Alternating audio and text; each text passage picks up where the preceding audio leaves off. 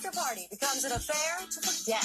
Home Health Aide Candy Sayers, a singer maid of honor for rental car repairs. Defendant Jessica Short says the plaintiff's actions caused the accident. Now it's Joe time. Let's see, Ms. Ayers, you say Miss Short ruined your wedding reception. Yes. Let's see. She got drunk and ultimately crashed into your rental vehicle. Yes, sir, that's correct. June 11th, last year, you say you were having a wedding reception and the defendant was a bridesmaid. Actually, she was my maid of honor. Maid of honor. Oh, wow.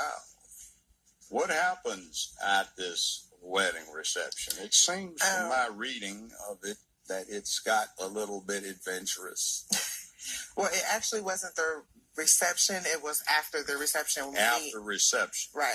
A small group of my friends and family, or our friends and family, came to my house before we got ready to leave for our honeymoon. And that's where the accident and the altercation but it progressed. leads up. Let's see. There were the innuendos and the accusations and somebody, neither one of you storming away from the place. So Correct. let's see. What brings on all this commotion?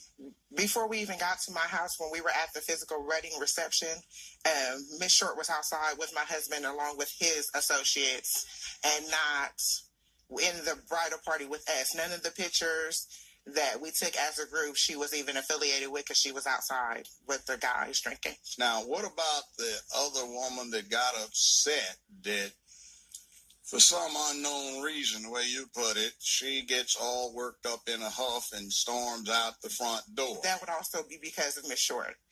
When I told her the conversation that was happening in front of the building, she immediately assumed that someone said something about her. I said, we were having a conversation. You were back behind the house for a long time, and they believed that you were behind the house giving.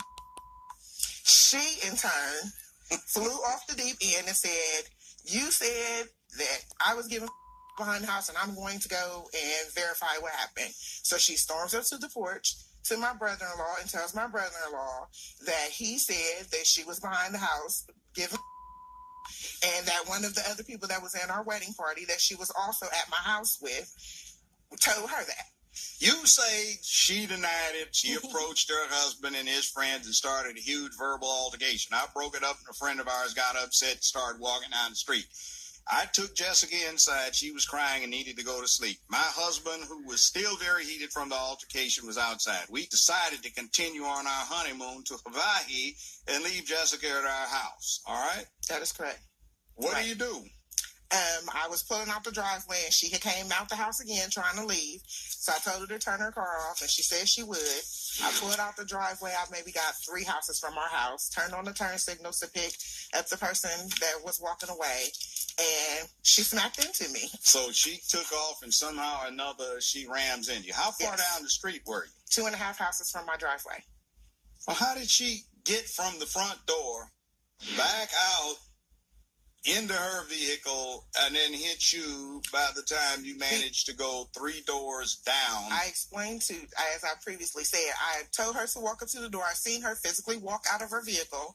I was under the impression that she was going in my house to sober up. But she got awful quick in the time to get you from there to Jessica there. drives fast. Anybody that knows Jessica, that's her normal. So she just ran up behind you? Yes. I mean, you can see from the damage of the vehicle. I also bought a product. It's on the left rear bumper. Actually, the whole bumper came off. And I'm looking at the pictures. I have copies of them, and it looks like we've got an impact here from the rear. Yes, we do. All right. Not to mention, she hit us so hard in the back, and she was the drunk. Champagne exploded inside the vehicle. And also she's drunk. Yes. Okay. I've got your claim for damages here. It exceeds the jurisdictional limit, which is $3,000 in Ohio. So, Correct. All right, let's go to the defendant. What do you have to say about this? Well, first, Your Honor, may I please address the pictures? It was really convenient of her to pick a picture with just me holding a drink. Everybody involved was having drinks because it's a wedding. It was a celebration. To the events that happened after the reception, the lesbian or whatever, the one who was supposed to be the best man, but she got kicked to the side. But that's something totally different. She left the reception with me, Your Honor. We then went to go pick up my son, take him out to my mom's house because she was calling me about a babysitter. I wasn't even supposed to have been at the reception as long as I was, but we started having a good time and everything. Honestly, at the beginning of the day, I had already made up my mind that after the wedding, I was out because I wasn't dealing with her anymore. She was a complete bridezilla. And not to mention all the information that I found out while we was waiting for her to arrive. Starting with the fact that, she was charging her bridesmaids 3 times what the shoes cost. Charging them $60, and then we found out she was going down a shoe show paying $19.99 for the shoes. At any rate, that's why her mom ended up getting robbed that day because she whipped out her wallet to repay somebody who had paid Candace $60 when really they got $19.99 shoes. At any rate, we left the reception. I went to drop off my son to my mom, and then we went back over to her house. Once we arrived at her house, it was me and my passenger. She was there, her husband was there, and I want to say either 3 or 4 of his family members, friends, cousins, brothers, whatever. She and I and the other female were in the house. We were in there, and I had a beer, so I went around the back to throw my beer in the trash can. A conversation started in the back, so I was in the back a period of time. I came to the front, and a comment was made, so yes, I did address the situation because I had to let everybody in the situation know nobody out here can afford me, for starters, okay? None of y'all. Okay? That's just first of all. That doesn't sound too good right there. And they all knew. I've been trying to get at people. She's talking about people with no teeth here, Your Honor. My truck was wrecked total. I paid to get my car back in driving condition, and then I paid off the balance on my truck and got a new truck. That's why Miss Ayers here is upset, because I have a new truck, and maybe she's borrowing her mom's car. I don't know. We haven't been in contact that often. We'll be right back with Judge Joe Brown. Her and her husband got into an argument because she was like, baby, what your brother's going to do? Your brothers need to leave because they didn't want to leave. And then he gets all upset. He's like, why you worried about my brothers? Why you worried about my brothers? Throws a lit black and out into her face. I'm standing there. All I see sparks flying. And later today. Can you stay rent free? Who paid? I assume Luke Brannon and his brother. You assume. But that was the deal. That was the agreement we had. It's showtime after this. Bad girls you love to hate today on Judge Joe Brown.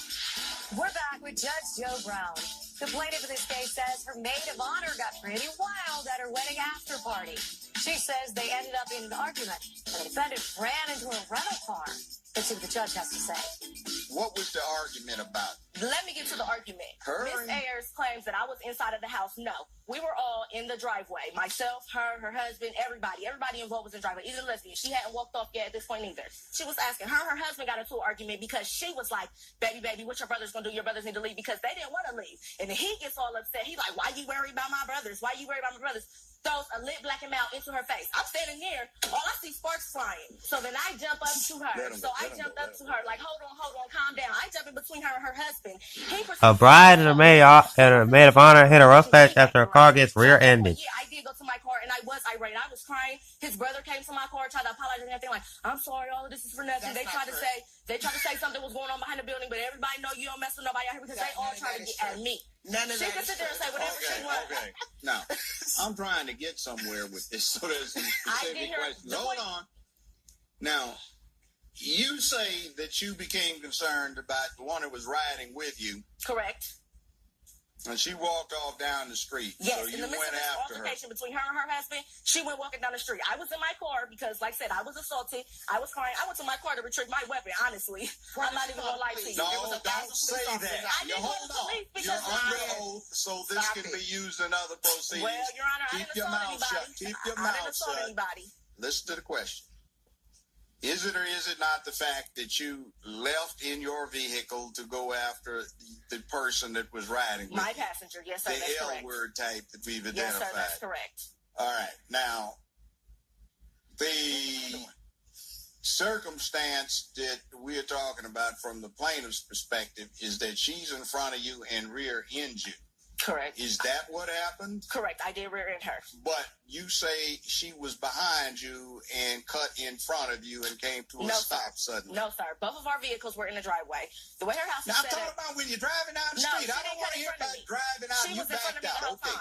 Now, was she behind you or in front of you? She was in front of me. Why do you say she's drunk? Or are you exaggerating? No, I am not exaggerating. Well, see, what I'm interested in is this. The police officer arrives on the scene, does an investigation. What he says is that You made a sudden left turn, according to your statement to him, trying to get into the driveway that was immediately in front of you, swerved, and she couldn't stop in time, didn't see the signal, and ran into you. That's not what they're And by the way, the report reflects there was no evidence of anybody being under the influence. Thank you very much, Your Honor. So they noted that both of you drove off of the scene in your vehicle. No, so sorry. excuse me. What that means is we are right down the middle in terms of what happened. I think you're exaggerating, and I think you're getting all wired up. Maybe you were feeling good, but I don't know. So what do we have here? You rear-ended her, which is what we've got. You've got an estimate. Total replacement parts were $3,103.68. Labor and tax, etc., $2,546. But your jurisdictional limit is $3,000. It's been fascinating, but see, focus on the issues. $3,000 in your cost. Courtroom is now in recess. Bridezilla or the maid of dishonor. Claim wins $3,000.